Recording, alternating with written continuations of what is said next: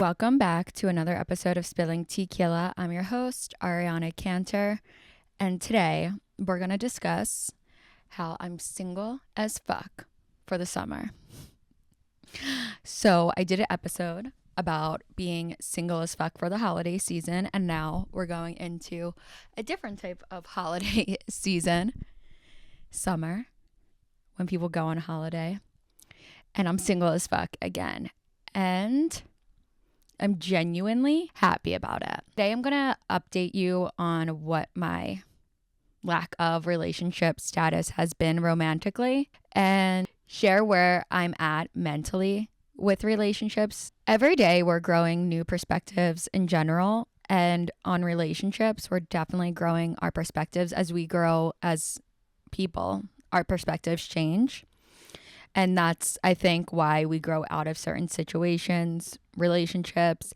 And I think for the first time in my life, I want to grow before getting in that relationship and then growing out of it. Not saying that I won't grow once I'm in my next relationship, but I kind of want to grow prior and then find someone I can grow with.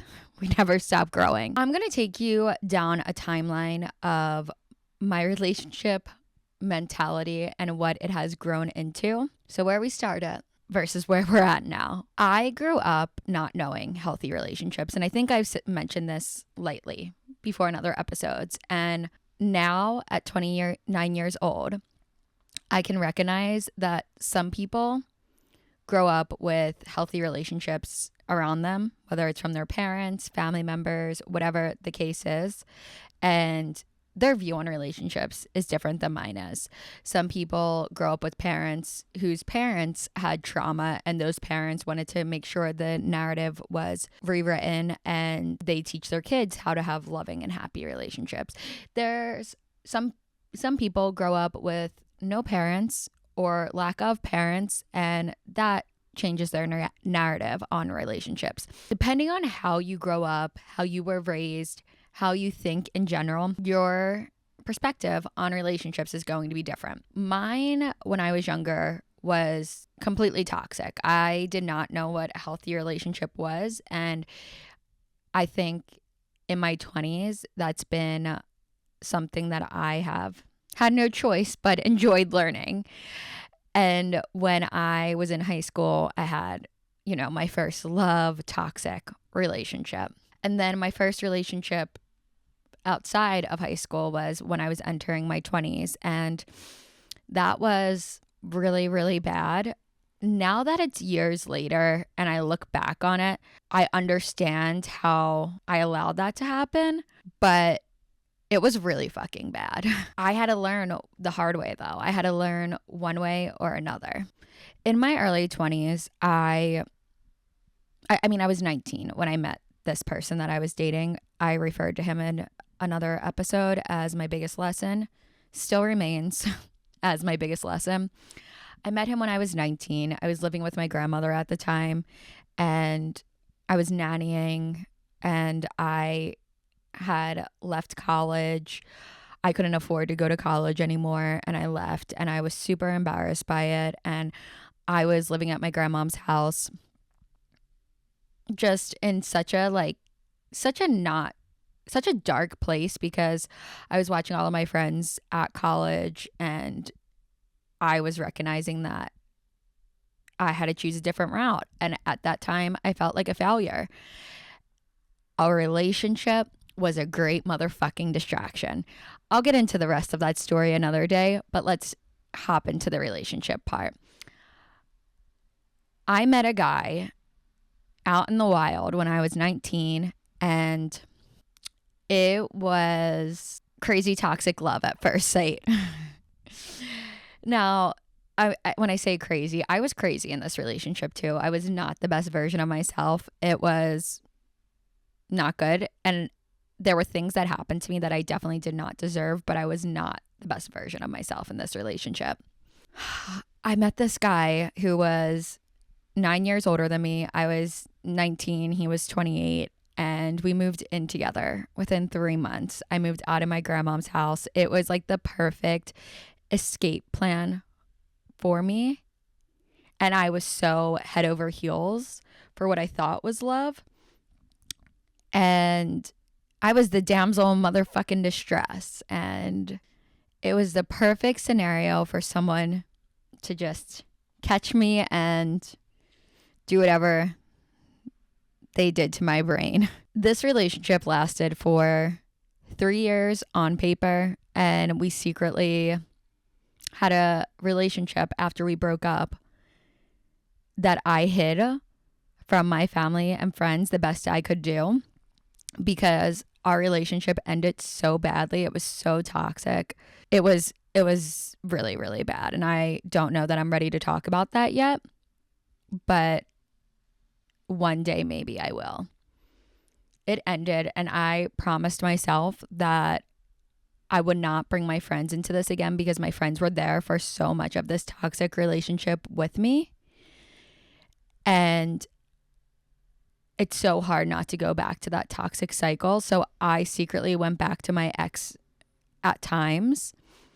And I remember I told myself, he needs to prove to me that he can be better and this relationship can be something better before I ever allow my friends and family to know about this and come back into this relationship's life or have any of this relationship's energy.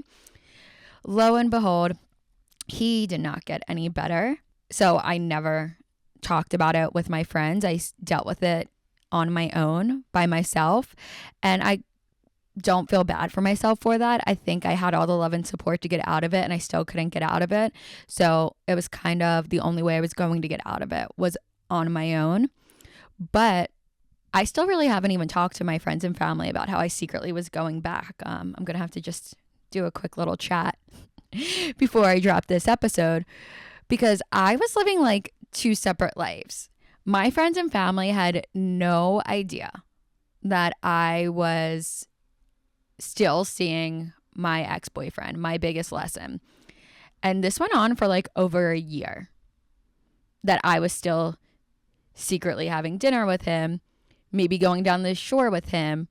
And I had a bunch of different stories of guys that I was quote unquote dating, but it was really me lying and going back to my ex. And every single time, the one thing I will say is I fell in that toxic cycle you get in these kind of relationships where everything's good for 1 to 2 to 3 days, and you sit there and you're like relieved and you're happy and you're like, maybe this could be everything that I've wanted. And then all of a sudden shit hits the fan, and it's that toxic cycle over and over again that does not let you allow your nervous system to calm down and allow you to feel like you are yourself. That relationship did so much damage to me. I was not free. Even when it did finally end, I was not free from it for so long. And there became a point where I knew the relationship was over, but I knew that there was comfort in going back, but I knew it would never be anything that I thought it could be again. I was so upset with myself, and I had such a hard time letting anyone in after that, which honestly I'm grateful for, because I really took the time to figure out why I was going back, what I wanted, who I was without this toxic relationship patterns. Like, who is Ariana and what does she want? And how do we forget everything that allowed whatever happened in that relationship to happen and made her think that she was worthy of that? I've spent a lot of time in my 20s alone and relearning patterns to make sure that doesn't happen again, and knock on every single piece of wood. That's literally plastic, but it looks like wood. I've never been in a toxic relationship like that since. I mean, there's been situationships where men definitely make me angry. Because first of all, what the fuck is a situationship? That's a whole other episode. We'll save for a rainy day. It is a rainy day. Another rainy day. But I've never allowed another toxic relationship. I feel like now if a certain type of toxic person comes near me, I am like, get the fuck away. I can smell you from miles away. It no longer feels comfortable with me. I sat in discomfort of being alone to recognize the peace that I have in my body, in my mind, in my life that I enjoy. And when that toxicity comes near me, I'm like, ooh, I feel uncomfortable. It's triggering, and I know the feeling, and I run. I don't confuse it for love like I did before. Very deep for single as fuck for the summer episode, but I want you to understand the logic of where my dating perspective is now.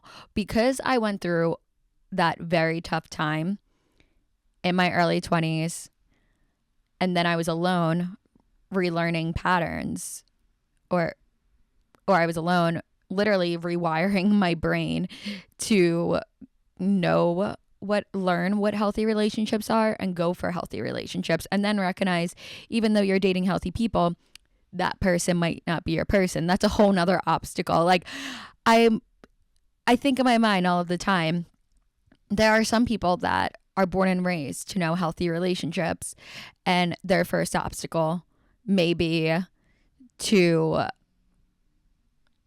know that a relationship's healthy and know it's not for them, and then maybe date a few people, know all of those people were healthy but not for them.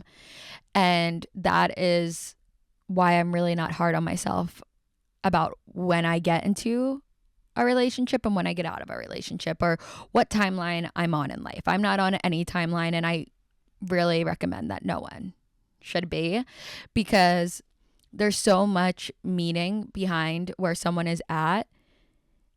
And it's not, none of it is competition, or none of it should be. It's like, figure out what you want, and then you have no idea when the fuck life is going to bring it to you. So just keep doing your thing in the meantime. That relationship that I had, it took up all of my attention, enough for me not to even want to pay attention to relationships in my 20s. I learned to really put all of that energy, instead of looking for a relationship, looking for acceptance in others, into myself. Instead of trying to fix things in romantic relationships and friendships, whatever, like put that energy so deeply into myself, because I'm never going to feel bad about it, and I don't really have to wait for anything with it. Like I don't need to wait for something to come into my life for me to be working on myself. If I was working on getting into a relationship and getting married and having kids, I would need to wait to find that person or settle. And I don't want to do that. So now I'm 29 and I am single as fuck for summer. And I'm going to tell you exactly what that means to me. I am so in love with the idea of love, which is so corny, but I love it. I love seeing happy, healthy relationships. I love knowing that I've had some. They weren't forever, but they were great, and I look forward to having more in my life. I am not anti-dating. I am not anti-relationships. I don't hate men. I'm straight. I'm interested in men. So, I mean, there are some shitty ones, but there are some shitty girls too. So I'm not blaming it on that. I'm blaming it on the person. I just have not met the person that I want to date forever. And to be honest, I don't know that the next person I'm going to date is going to be my forever person. Like, I've had relationships in my mid to late 20s where I've dated someone, they were great, and then I've realized that we want two totally different things in life. And as much as we like one another, we should not change for each other, because ultimately you really can't. You always go back to your old ways, and you start to resent people for wanting different things than you. And sometimes just loving a person and wanting and the relationship being healthy is not enough. And that's okay. So I don't know that the next person I date is going to be my forever. That sounds nice. I would like to meet someone, fall in love, and be like, this is my partner. We both want the same things out of life. We can grow together. We can do all the great things. But I still will always have in the back of my mind that people can grow and change, because I think that's a healthier perspective than the alternative of, this is my forever. Nothing can ever change. and then something does happen, and then you're in denial for however fucking long, and you can't get out of the relationship. Maybe that's what the trauma from my relationship in my early 20s did to me, because it was so difficult for me to get out of that relationship, because I thought since I felt love, this was my forever, and I couldn't let it go, and it only got worse and worse and worse, and I lost so much of myself. That would make some sense. See, this podcast can be like therapy sometimes, so thank you guys. I just never want to be in that situation again, and I think I could meet someone and it could be forever, and then I don't even have to worry about it. But let's just protect our peace of mind. So I have not met anyone, honestly, in the past year that I really want to date. I mean, am I putting myself out there? No. And I'm really not putting myself out there on the dating apps with the whole fucking Florida trip thing that happened with me. That kind of scarred me. But then I'm super into astrology, and I was talking to ChatGPT, aka my best fucking friend, and I put in all of my my birth chart completely, and I was asking ChatGPT questions. And you might think I'm crazy for this, but I believe in astrology, and I know that ChatGPT can search the web a lot faster than I can. So typically I look up my chart on Google and I look up certain things, then maybe I'll look up certain parts of my chart on TikTok. ChatGPT fucking does it all for me. So I'm talking to ChatGPT, and I asked ChatGPT if my partner, my romantic partner, was going to be, if I could meet them on a dating app. And ChatGPT told me, not likely. ChatGPT told me that I probably will meet them in person, or it could be online, but they would have to reach out to me, because they would have to kind of see my presence and not just the photo, and get an idea of who I am. And that's kind of what impresses them. So noted, dating app, not for me. And honestly, I don't need to talk to people online or talk to people constantly to feel good about myself. I would just be wasting my time. The only reason why I thought maybe I should keep the dating apps around is because you don't want any missed opportunities, but ChatGPT cleared that up for me. So no one I would date, and I have so much fucking freedom. Like I'm going into the summer knowing that I can do anything the fuck I want to do. I also have a piece of me that thinks it's super exciting that I haven't met the next person I'm going to date. Like, how fucking fun is that? I like where I have grown into mentally. So I know I've raised the bar over and over and over again. I'm so excited for that. And I feel like I kind of touched on this in the beginning about growing and like how your mentality changes as you grow with relationships. It makes total sense that the relationship I had in my early 20s, that's what I had. That relationship met me exactly where I was at. I was in a deep, dark place. That was a dark relationship. I was not healthy. That relationship was not healthy. And certain people that I've dated along my journey in my 20s that we've grown apart from one another, it makes so much sense that when I started dating them, that's exactly where I was met. Now I'm taking the time to grow and meet people at a higher place. My perspective is that's motherfucking exciting. I'm not the girl I once was that would tolerate shitty behavior or being love bombed. Also, on the exciting note of freedom, obviously it stuck with me for so long when I felt trapped in a relationship and couldn't leave it. And I think a lot of people can relate to that.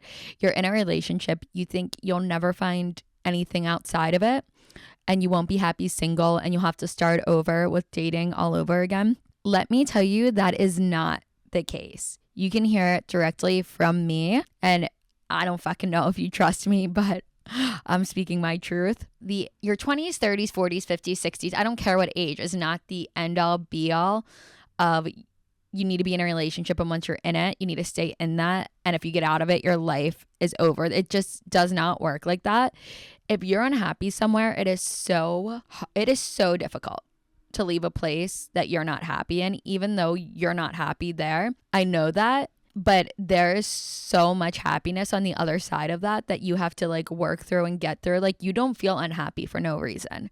You feel unhappy because something is no longer serving you. Then you gotta get it yourself. You have to get happy again. You need to be able to get yourself out of it, grow, do a little reinventing, and find what does. Society is corrupt, and society will have you stay in way too many things for way too long. I don't know why. I felt like it for most of my life that I've had to, and it's taken a lot of time being alone to figure it out. Let me have taken that alone time for all of us so that we can believe in ourselves so much more. That is like, if you're stuck in a relationship perspective, I feel like I'm seeing a lot of girls my age, all different ages, that are actually single as fuck for the summer, like more than ever. And girls that I don't even know if they look like they're on the prowl, like they're just ready to have fun and live it up. And I love it because I feel like that is matching energy. For years, guys have said it's cuffing season in the fall and winter, and then like single for summer. And now girls are being baddies and doing the same thing. I'm obsessed because I think that's the healthiest way a guy and girl can meet, is by being on the same level. When a girl wants a guy and the guy doesn't want a relationship but wants the comfort of a girl, that's a mess. If the other way around, if the girl doesn't want a relationship and the guy is there begging and the girl has the comfort, that's a mess. Now, if we have two people that are out there living their best lives and aren't looking for anything, but if something great arises, that sounds like a great foundation. Very healthy, perfect motherfucking perfect. And I think what's more important than finding a person to be with forever is regulating your nervous system. Let's do that. Let's start there. Let's calm our nervous system down so it can handle rejection, so it can handle a relationship, so it can leave our trauma in the past. That is where the true beauty lies, in the calmness of our nervous system. Otherwise, you're repeating patterns. You're never going to be happy no matter what. Like, there's no getting away from that work. And I think calming our nervous system is something that will transform you into the person you are supposed to be. Not only do I know what I want in a relationship and know that the next person I date might not be forever, even if it feels like that in the beginning and things change, I also know that I could still fall into something toxic again. I could still get hurt again. I could still get love bombed again. There's so many scenarios, and none of them would have to do with me. And I wouldn't have to try to fight for something just to prove that I'm worthy of it. Calm the fucking nervous system. When there's an L, there's an L. I didn't take all of those hard L's in the past to not be able to take one now. More simple. Like, I learned the lesson. I feel like this episode, I kind of went all over the place with dating, but it was an actual representation of where I'm at mentally with dating going into this summer, single as fuck. Who knows if I will be single as fuck once summer's over? Who knows? I don't know. I could have the best summer of my life. I could have the most boring summer of my life. I have no idea what's in store. I could be in a relationship in the middle of the summer and I could still be single at the end of the summer. I just wanted to share where I was at. And it kind of sounds like all over the place. But when I was 19, 10 years ago, entering my 20s, I was in a toxic as fuck relationship with no end in sight and a lot of trauma in store. Now it's the same now. Now I'm literally turning 30. A year that in September, when summer's over, a year I thought I wanted to be married by. I thought I wanted to have kids by. And I have no idea what's in store. I'm not desperate for a relationship. The only thing I'm desperate for is traveling and learning to like live life more. I couldn't be more happy where I'm at now. And people say it sucks growing up. I don't think so.